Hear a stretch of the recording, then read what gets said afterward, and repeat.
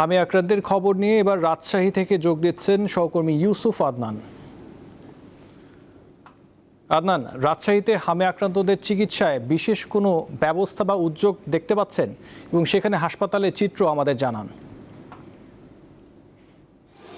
হ্যাঁ Asif, Rajshahi medical college হাসপাতালে হামের উপসর্গ আক্রান্ত নিয়ে রোগীর সংখ্যা দিন দিন আসলে বৃদ্ধি পেয়েছে এবং বাড়ছে। এই মুহূর্তে আমি রয়েছি রাজশাহী মেডিকেল কলেজ হাসপাতালের আইসোলেশন ওয়ার্ডের সামনে। কিছুক্ষণ আগে হাসপাতাল কর্তৃপক্ষের পক্ষ থেকে সংবাদ সম্মেলন করা হয়েছে।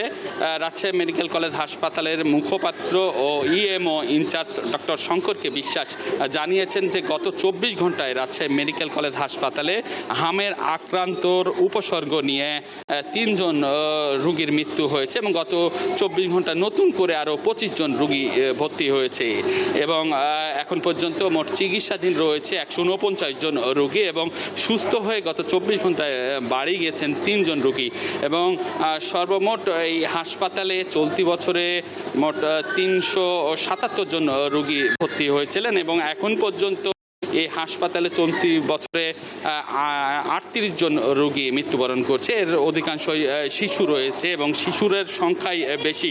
সেক্ষেত্রে হাসপাতাল কর্তৃপক্ষ এখানে একটি আইসোলেশন ওয়ার্ড করেছেন 40 শয্যা বিশিষ্ট।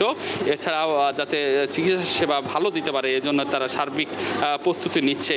আসিফ, একটি বিষয় যদি জানিয়ে রাখি যে আগামীকাল থেকে রাজশাহী সিটি কর্পোরেশনের যে টিকাদান কেন্দ্র রয়েছে সেই টিকাদান কেন্দ্রগুলোতে আসলে হামের টিকা প্রদান করবে সিটি কর্পোরেশনের পক্ষ থেকে।